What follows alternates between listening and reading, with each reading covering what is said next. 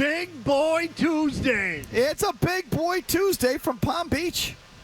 Former Miami Dolphins beat guy for the Palm Beach Post, right? Yeah, I lived in Palm Beach County for 20 years of my life. 10 years as a kid, cares? 10 Nobody years cares. professionally. Yeah, it's like a second home to me. Shut up, Mazz. The big boys joining us here from the owners' meetings in Palm Beach County, Palm Beach Island. And the big boy is brought to you by the Best Ford in Nashua. Looking for great deals on new Fords? Go to the Best Ford in Nashua on the web at thebestford.com. Mazz Murray back in our Town Fair Tire Studios in Waltham. How you guys doing? Good, you. Okay, so we're going to do an hour with the big boy. Then we'll get on to some Red Sox stuff as well. Maybe I'll try and pull another guest or two from here, although it feels like everyone's fleeing. Yeah, pretty much. Everyone's jumping ship, and I don't know why. I'd sort of milk it if I were. Well, I do. But if I were them, I'd be milking it today. But either way, that was Robert Kraft. He met the media today. You were among the throng there, Greg. And we'll just start with that comment. Mazz will want your thoughts on that as well. But starting with that about, do you feel that you're at ground zero? Do you feel you're, in rebuild mode? And Robert Kraft says, I think we're ahead of that. And in saying that, he puts a lot on Vrabel. As to the reason, he says we have a lot of talent in that room, but then he spent the next minute talking about Vrabel. So, first, do you think that they are ahead of ground zero? They are ahead of rebuild mode. And is Vrabel the reason? Yeah, as long as Stephon Diggs gets on the field, say, October. As long as he gets on the field where they are right now, and look, we think they're going to add some immediate contributors in the draft, at least, like, let's say two, the first-round pick and the second-round pick.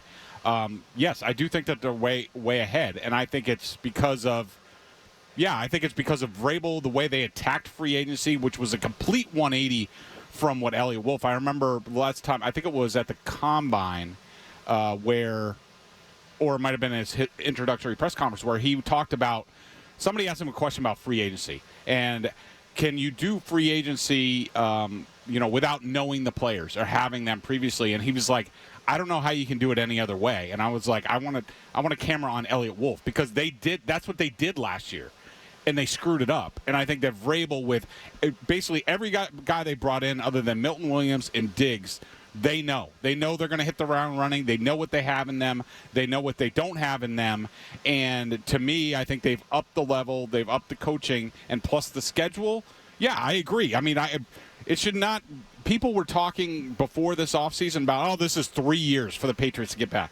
That's crazy. I mean, look at what the Commanders did last year. They weren't all that different, went from 4 wins to 12 wins. And I'm not saying the Patriots are going to do that because they don't have a Terry McLaurin, but they can do something similar, say 7, 8, 9, and, who knows? Mazz, do you think that they are ahead of the rebuild stage? Yes, absolutely I do. Again, I think they're at a stage where we touched on this a little bit yesterday, Mike. So for whatever reason, and I recognize there's still some risk involved and he's not over the hump yet, but the Diggs signing to me sort of toppled a domino a little bit. And I'm not telling you that all of a sudden they are, a 12-5 team, because I don't believe that. But the way this has felt to me, and the word I keep wanting to use and have used, is they are more serious than they were a year ago. And listen to that comment from Kraft, where he starts talking about Vrabel's learning curve and the atmosphere he's creating in the building. And I think it has dawned on him further how colossal a mistake he made a year ago. They have a real coach, a real operation. They approached free agency with a level of seriousness and aggressiveness, even if they didn't get every single guy they wanted. They signed a bunch of different areas, so they did fill some holes, and they do have a favorable schedule. So I think they are totally – I don't think 500 is unrealistic in the least bit.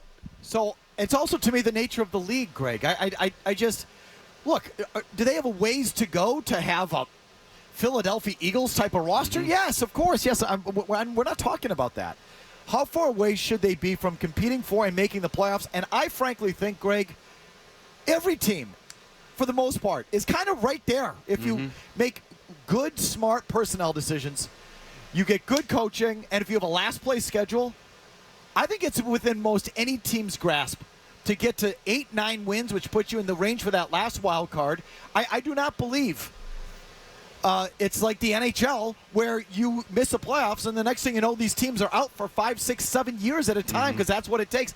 That's not what football is. And that's not even what they were in the last couple of years. Yes, again, to get back to like serious top level, yes, that's going to take time. To get back to contending, small C for the playoffs, it should be right there for them. No, and I agree, and I think that the way things fell off the past couple of years, I thought that people when they talked about like the projections for the Patriots like the following year, I think they weren't taking into account like how bad the coaching was on this team. I mean, I don't know if we've talked about it, but and I asked Vrabel about this the other day about having 3 experienced offensive line coaches. You realize that like 2 years ago, Matt Patricia was the offensive line coach and the offensive coordinator, and Billy Yates, who hadn't really done it before, not much of a coach, nice guy and all, but those were the guys that you were putting young prospects into their hands, where now most offensive line rooms are the head offensive line coach, the assistant, and then there's some basically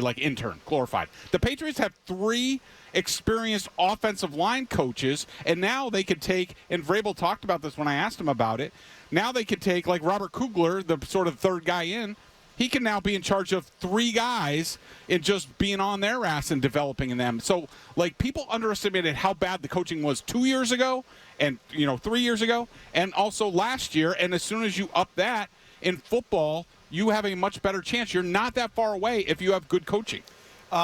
So when Kraft says this, Jimmy, number 5, just cue up Kraft number 5. A lot of people think he's crazy. I don't. Number 5. What would make the season a success for you? For me? Yeah. To make the playoffs. Yeah, see, to me, playoffs is a success. Contending for the playoffs is my baseline expectation, meaning December games that have impact on the 7th seed. That to me is, so if they just miss the playoffs by a game, I don't say success. I say that's what I expect. If they now then make that next step and make the postseason, Mazz, I'll start with you. That, to me, now we're in success territory. I know we're sort of parsing words, but I don't think Kraft's unreasonable to say that. I don't. No, so look, again, I think they should be around a 500 team. And again, I'm basing that on free agency and on Vrabel and on the schedule and all those things. Now, will that get them in? It gets them in the hunt. You get to 9-8 now, you're in the hunt. If you're in that conversation in December, that to me is a success. If you're in that on the bubble, if they make the playoffs, it's a massive success for this season. Mike, not massive. Jim, not massive. I'm sorry. Listen, if they were to go 6-11 and the improvement is incremental, for lack of a better word, I have a hard time getting geeked up about that. I do. I'm sorry. To me, it's got to be more than that. Just quickly, so much they're in better shape than they were at the end of the season. They have a more bona fide coach, like Mazz said. They've made improvements to the roster, but they're also putting a ton of pressure on their second-year quarterback. I think it's a little bit presumptuous to assume Drake May is 100% legit. He's the guy, stud quarterback. We still don't know yet. The turnovers were concerning. He had the ball in his hand with a few opportunities to close out games, and he failed. Tell me what game that Drake May started and completely dominated in and almost single-handedly won, as all the greats have done and have done early in their careers. He has yet to do that yet. So that's a lot of pressure on the quarterback. That comes with that position. I get it, but it's we're set at quarterback. May's the guy. We don't know. Well, let me tell you, Jim, it's a totally fair statement. If May is the guy, and you have the schedule they have, we're going to get into the year, and we're week after week. We are. The opponents smell. And if you have a good quarterback and an easy schedule and coaches and personnel people who have half a clue, you contend for the playoffs. I'm sorry. So if one of those things doesn't come through, Greg, if May's not the guy, or if Wolf screws it up again, or Cowden screws it up, or the Vrabel and his staff doesn't do the job, then that's how they miss. But if all those things are in place, good quarterback, easy schedule, half a clue as an organization, I'm sorry.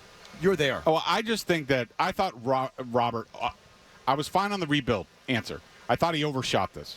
What do you think is success? Is the playoffs? Success. No, I think this team, if this team can get to 9-8 and misses the playoffs by a game, or they get to 8-9 and Drake shows progress and that he has those traits he's made. Success? That's a success. Success. Yes. I'd say it's acceptable. I don't say success. I know we're kind of parsing words, but let's. But that's what we do. Right. I'm sorry. You say the thing you just said is that's my baseline expectation. Okay. you met expectations. Now, success, give me a little bit more. How about more Kraft from today? How about number 2, Jimmy, on expectations, please? Robert, would you say your expectations are greater at this point now than they were at the same point last year for what your team can accomplish? I think that's fair, yes. Ever since I've owned the team, the objectives was to have the team make the playoffs. And because once you make the playoffs, anything can happen. And I think we have experience over the last few decades of seeing how that happens. And I know I don't want to get ahead of myself, but, after my family, this team is the most important thing in my life. And the bottom line is winning games. And these last 2 years have been brutal, really. And so I wanted to try to do whatever I could to get back to a system and a situation where we had hope and we had a chance to do anything. And I really think we're on that path now. He's putting a lot on Vrabel. I think, look, his comments on this stuff, to me, they're wallpaper. I was just looking back at his comments from last year. He said, well, my hope and expectation is to make the playoffs. And then he also talked about how, Gerard Mayo was changing things and, new grading system for Wolf and this and that. It's just happy talk. Do fans really listen to this stuff and put any stock into what Kraft says when it comes to, his expectations for the teams and things like that? I mean, some of his comments last year were very optimistic, and he talked about how, you've gone through tough 4 years, tough years. Now he's talking about 2 brutal years. At some point, let's be realistic. He wasn't last year. He wasn't the year before. And, now we're back in the same place. Okay. Your thoughts, whether he said it last year or not, your thoughts on his expectation. Mazz or Murray, did you have a final thought there? I would just say he should be putting a lot on Vrabel. That's why they hired him. Vrabel's capable of handling it. Vrabel says we'll give him as much as they can handle. He can handle it. If you like that clip, check out more videos from Felger and Mazz here. For more Patriots analysis and opinion, hit this playlist. And for all the latest from the Sports Hub, download the app at 985thesportshub.com.